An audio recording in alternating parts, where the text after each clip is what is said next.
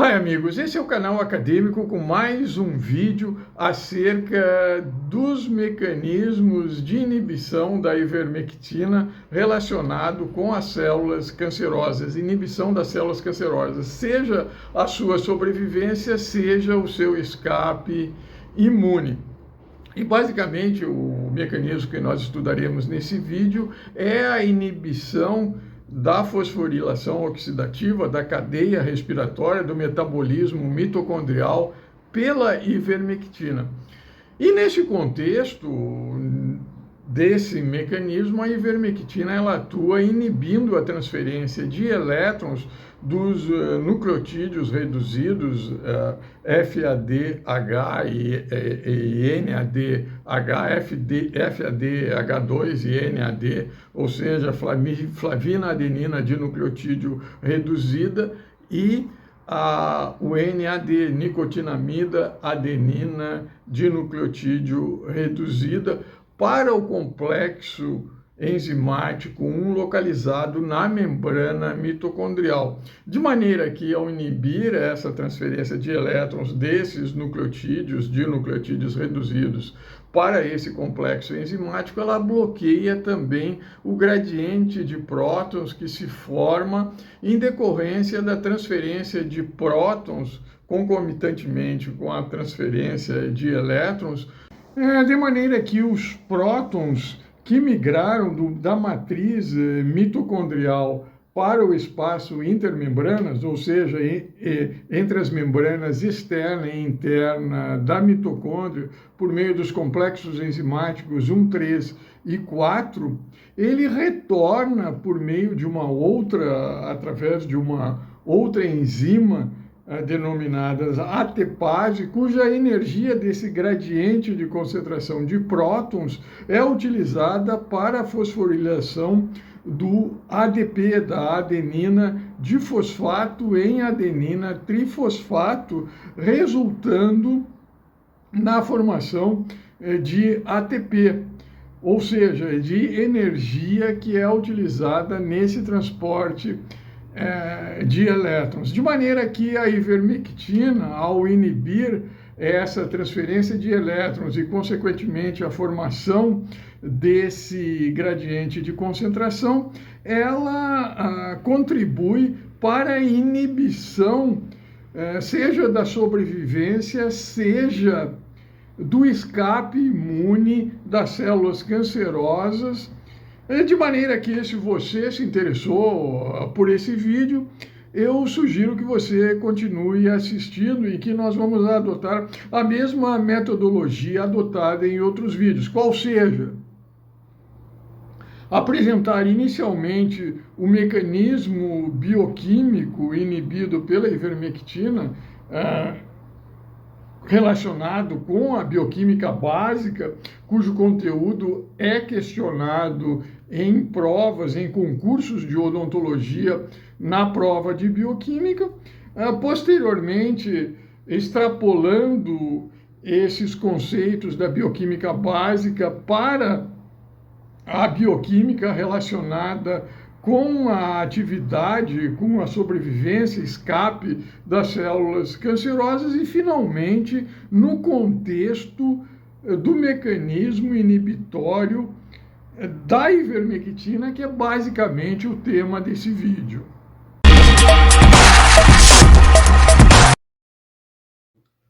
Isto posto, nós relembramos que a cadeia respiratória, a fosforilação oxidativa, o transporte de elétrons, ela se efetua por meio de reações de oxirredução, em que o agente redutor ele se oxida ao transferir o elétron para o agente oxidante. E nesse contexto, basicamente, o succinato originado no metabolismo do ciclo de Krebs, do ciclo do ácido tricarboxílico, ele cede esses elétrons para o NADH, ou seja, a nicotinamida adenina dinucleotídeo reduzida, de maneira que esse NADH ele transfere esses elétrons para a flavina presente no complexo enzimático 1. Posteriormente, esses elétrons são transferidos para o complexo enzimático 2, num sítio de ferro sulfúrico, de maneira que esses elétrons são posteriormente transferidos para a coenzima Q, ou ubiquinona, que transfere esses elétrons para um outro complexo enzimático de transferência de elétrons, denominado complexo enzimático 3, que apresenta o citocromo B, que recebe esses elétrons e posteriormente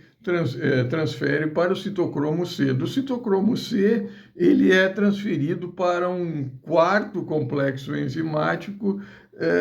que, ao receber esses elétrons, posteriormente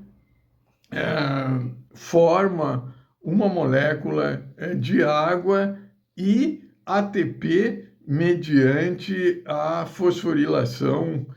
do ADP em ATP. Formação essa desse ATP que é utilizado não somente para a energia necessária nessa transferência de elétrons, como também da energia restante que é utilizada no contexto das células normais, por exemplo, para a resposta imune contra as células cancerosas. E no contexto das células cancerosas, essa transferência de elétrons que está acentuada é utilizada para a sobrevivência e para o escape imune. É importante ressaltar que durante essa transferência de elétrons, em cada complexo enzimático, migra um próton da matriz mitocondrial para o espaço intermembrana, entre a membrana externa e interna da mitocôndria. E quando é ativada a ATPase, um próton migra na direção oposta, ou seja, do espaço intermembrana para a matriz mitocondrial, de maneira que se forma um gradiente de prótons entre o espaço intermembrana e a matriz mitocondrial, que também é utilizado ou resulta desse complexo essa ativação dessa enzima dessa enzima ATPase, e que é necessária para a formação, como nós mencionamos anteriormente, do ADP, ou melhor dizendo, do ATP, ou seja, da adenosina trifosfato, a partir da adenosina difosfato. Neste contexto da fosforilação oxidativa, do transporte de elétrons, um outro mecanismo, além da transferência do succinato, dos elétrons do succinato para o NAD, ou seja, melhor dizendo, NADH, nicotidamida adenina dinucleotídeo reduzida, um outro mecanismo é a transferência desses elétrons do succinato, não mais para o NADH, mas para o FADH2, ou seja, para a flavina adenina dinucleotídeo reduzido. E basicamente a diferença entre a transferência de elétrons por meio desses dois cofatores, NADH e FADH2, é basicamente que quando é utilizado para essa transferência de elétrons o cofator FADH2, esses elétrons eles não são dirigidos especificamente para o complexo enzimático 1, tal como na transferência de elétrons via NADH, mas sim é transferido diretamente para o complexo enzimático 2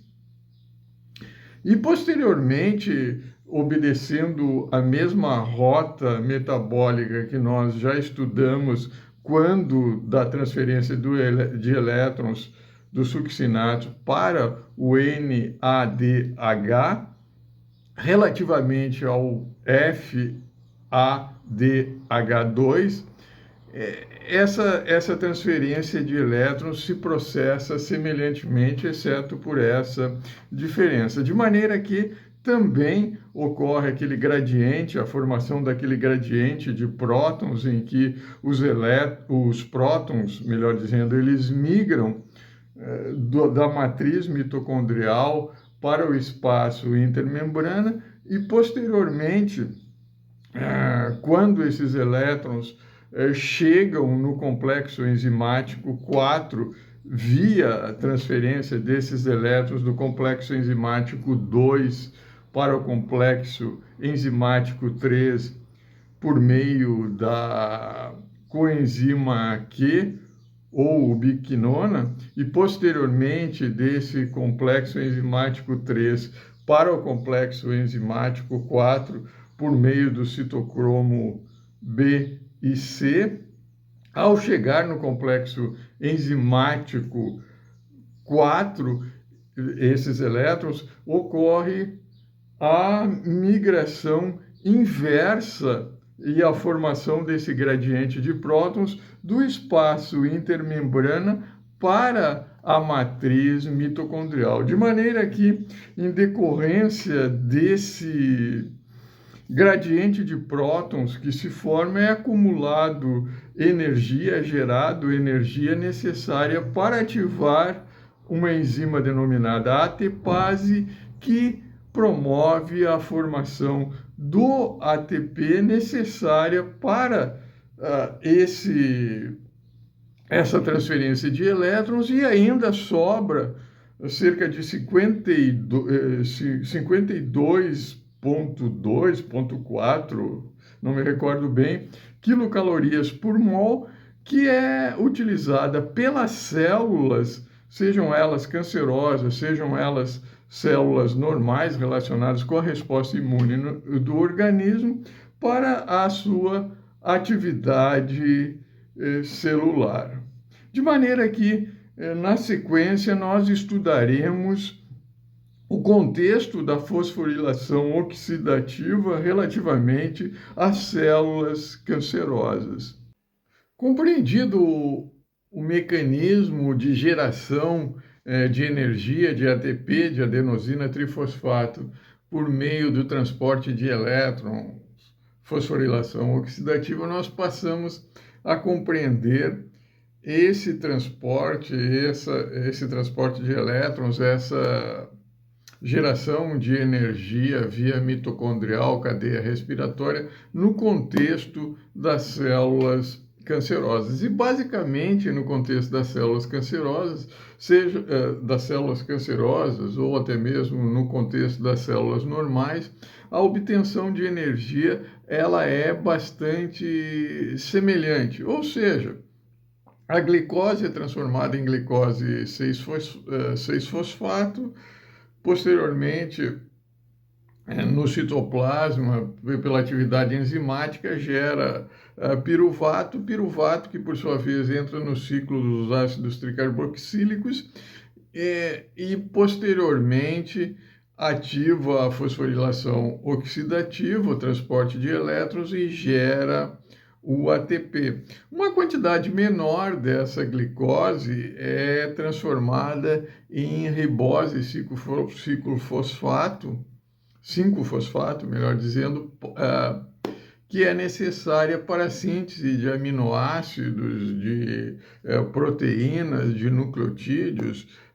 de glutamina, que mantém a atividade proliferativa das células. Ressalto novamente, sejam células normais, sejam células cancerosas. E é por isso que no microambiente tumoral se estabelece um confronto, uma disputa pela glicose no contexto de manter a sobrevivência das células, seja das células da resposta imune, células imunogênicas, seja no contexto das células tumorais. E, basicamente, no contexto das células tumorais, esse mecanismo de geração de energia ilustrado em tela difere essencialmente por quanto ocorre uma atividade acentuada desse metabolismo gerador de energia via glicose aeróbica, ou seja, por meio da glicose, que é transformada em glicose 6-fosfato, piruvato, acetil coenzima A. Acetil coenzima A entra no ciclo dos ácidos tricarboxílicos, que é acoplado à fosforilação oxidativa por meio do transporte de elétrons, é gerado o ATP. Contudo, esse metabolismo que é mais acentuado, ele decorre basicamente de algumas alterações em nível enzimático que determinam uma maior metabolização, algumas mutações, como por exemplo relativamente ao funcionamento da hexoquinase, que é aquela enzima inicial da via glicolítica, da glicólise anaeróbica, que transforma a glicose em glicose 6-fosfato. Também relativamente a algumas enzimas, como a lactato desidrogenase, a piruvato quinase, também apresentam sua atividade metabólica acentuada, que determina um aumento básico relativamente à geração de produtos tóxicos derivados do oxigênio. Em outras palavras, que são conhecidos pela sigla ROS, que são os radicais livres. Nas células cancerosas ocorre uma maior produção desses radicais livres comparativamente às células normais. Em contrapartida, nas células cancerosas, como essa geração de radicais livres nas células cancerosas é desejável somente em uma concentração pouco acima, discretamente acima do fisiológico,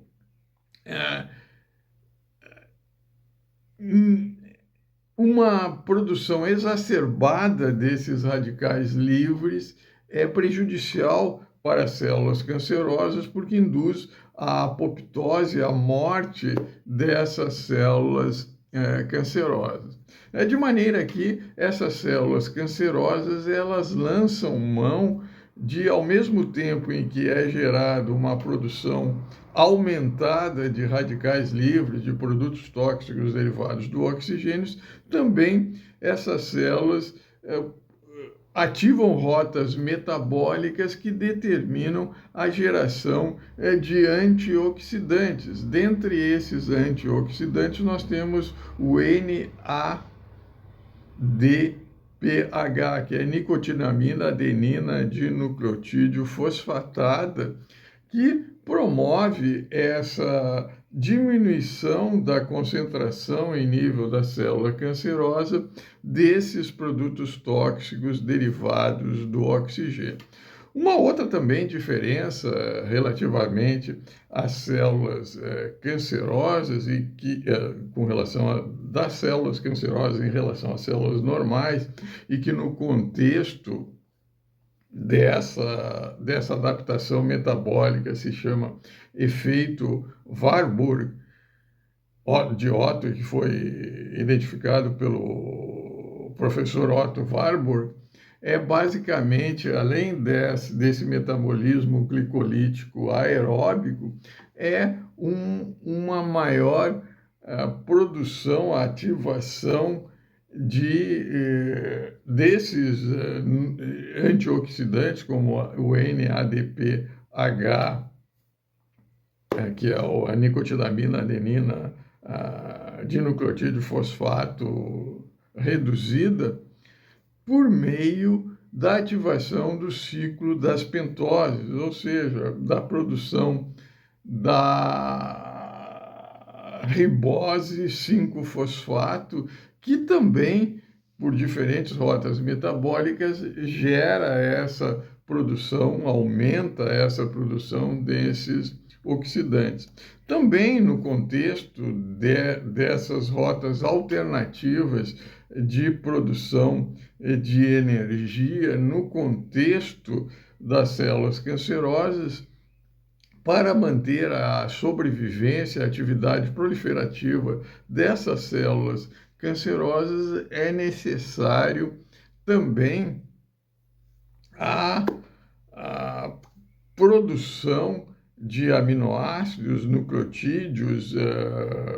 proteínas, glutamina, de maneira que também ocorre em decorrência da metabolização de lipídios, da metabolização, da ativação do ciclo das pentoses, por meio da produção da ribose 5-fosfato, também ocorre a produção da glutamina, também ocorre da glutaminólise, também ocorre a ativação dessas rotas alternativas no direcionamento da produção desses metabólitos que são necessários para a atividade proliferativa das células cancerosas, o escape imune das células cancerosas. Ressalto novamente que é conhecido como efeito Warburg, esse que novamente saliento, é por meio da glicólise aeróbica via citoplasma e também por meio do metabolismo de lipídios relativamente ao ciclo dos ácidos tricarboxílicos acoplados à fosforilação oxidativa, que determina essa geração de energia, seja direta por meio dessas rotas metabólicas, seja indireta também por meio da ativação do ciclo das pentoses. De maneira que esse efeito Warburg, ele depende da disponibilidade de oxigênio. Entretanto, como nós sabemos, essa disponibilidade de oxigênio ela se ressalta nas proximidades dos capilares sanguíneos, da vascularização que envolve a neoplasia. De maneira que, à medida que as células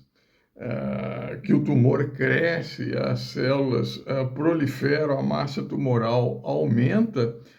existem determinadas células que se tornam distantes, que se localizam distantemente dessa fonte de oxigênio que é os capilares. E no contexto dessas células, dessas outras células, dessas células distantes dos capilares sanguíneos, esse efeito Warburger,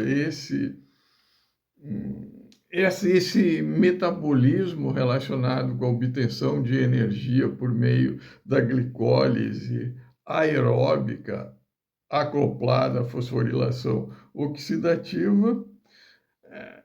não explica por completo as necessidades energéticas dessas células, de maneira que na sequência desse vídeo nós passaremos a estudar quais são esses outros mecanismos que são ativados e que complementam essa geração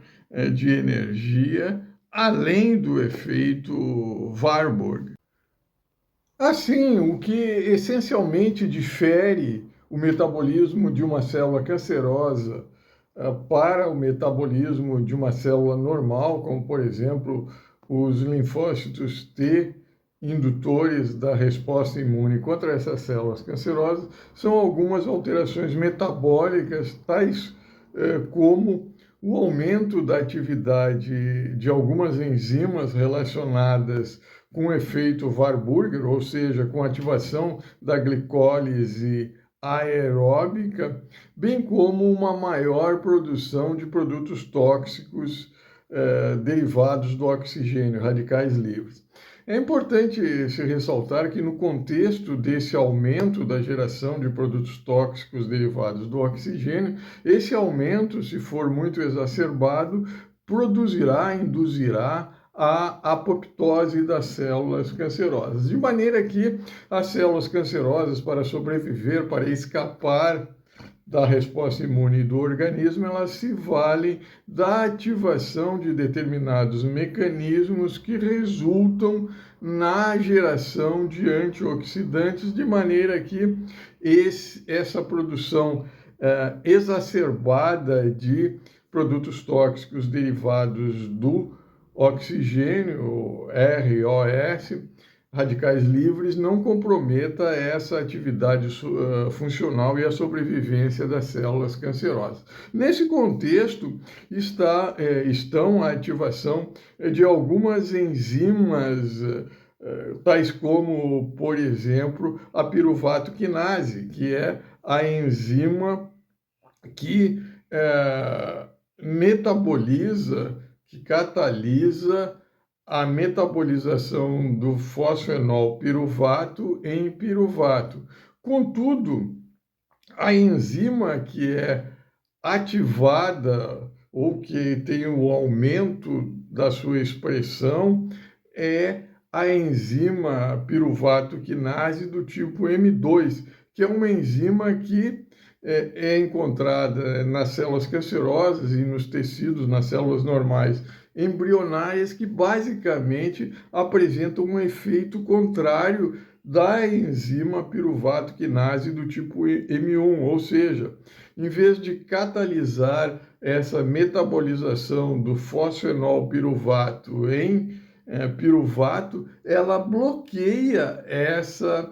metabolização, de maneira que a glicólise aeróbica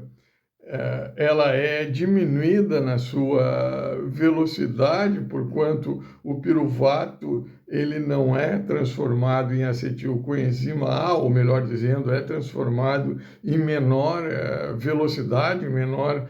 quantidade, de maneira que a glicose ela é direcionada para outras rotas metabólicas, rotas essas metabólicas que resultam na produção de antioxidantes, tais como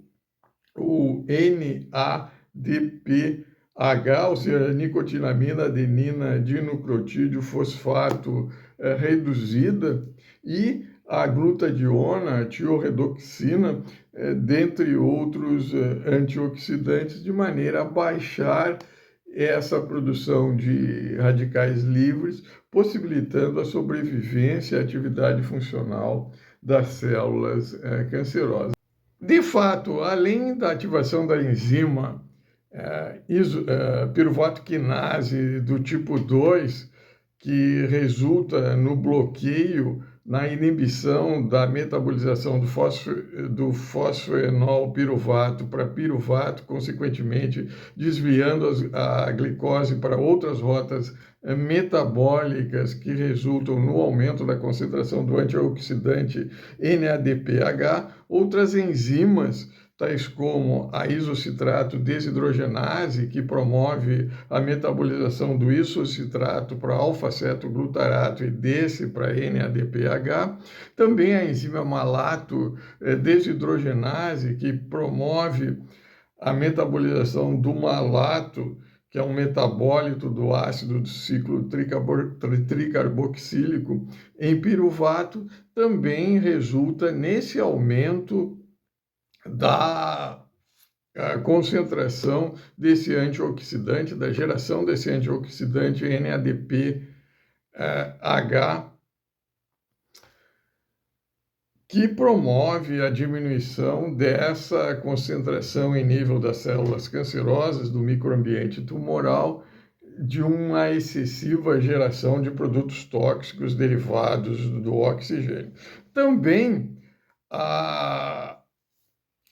ativação da glutaminólise, ou seja, da transformação de glutarato em glutamato e, consequentemente, na geração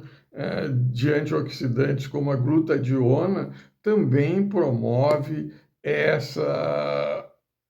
geração de um outro antioxidante, qual seja a glutadiona, que em conjunto com o NADPH, a tiorredoxina, que também é um outro antioxidante, promove essa redução da concentração de produtos tóxicos derivados do oxigênio que é necessário para a atividade funcional e o escape das células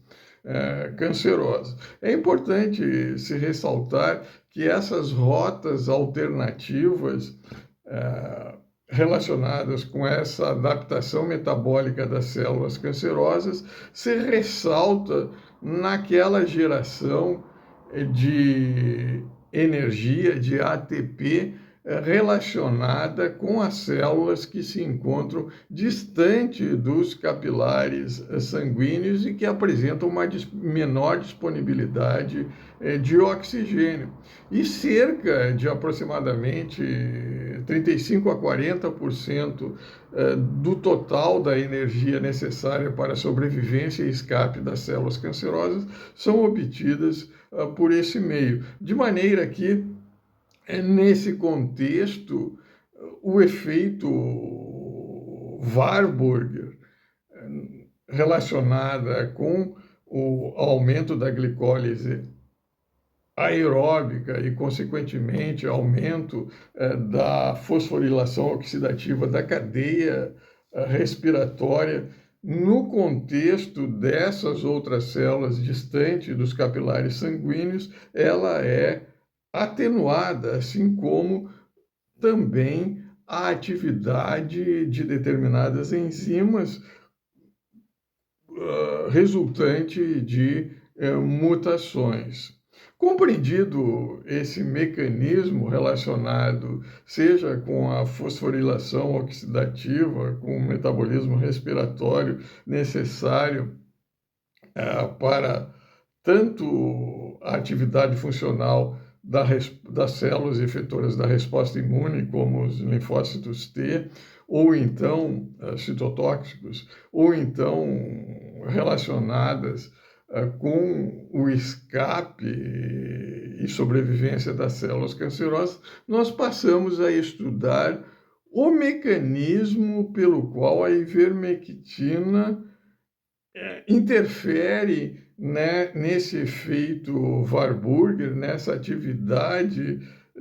da fosforilação oxidativa no contexto das células cancerosas, promovendo esse efeito antitumoral anticanceroso. Finalmente, nós passamos para o mecanismo pelo qual a ivermectina apresenta também potencial anticanceroso, qual seja a inibição da fosforilação oxidativa da cadeia respiratória mitocondrial pela ivermectina. De maneira que os 33 minutos que antecedem essa parte do vídeo, eles foram necessários para você compreender esse mecanismo que pode ser resumido, que eu vou resumir ele em menos de 1 minuto. Basicamente, a ivermectina atua promovendo a inibição da fosforilação oxidativa, ressalto novamente, da cadeia respiratória, em decorrência de promover um desacoplamento entre esse transporte de elétrons e a geração de ATP, porquanto a ivermectina ela promove uma inibição, uma diminuição da atividade de enzimas relacionadas com essa transferência de elétrons, ou seja, do complexo enzimático 1 envolvido nessa transferência de elétrons, além de baixar o gradiente de prótons. Em consequência dessa inibição, dessa fosforilação oxidativa, dessa cadeia respiratória, gera-se menos produtos tóxicos derivados do oxigênio, resultando em uma inibição da proliferação dessas células cancerosas, da sobrevivência dessas células cancerosas. De maneira que,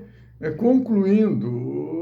no contexto desse possível efeito anticanceroso atribuído à inibição da cadeia respiratória da fosforilação oxidativa pela ivermectina, não resta dúvida que no contexto das células que obtêm energia através do efeito Warburger, ou seja,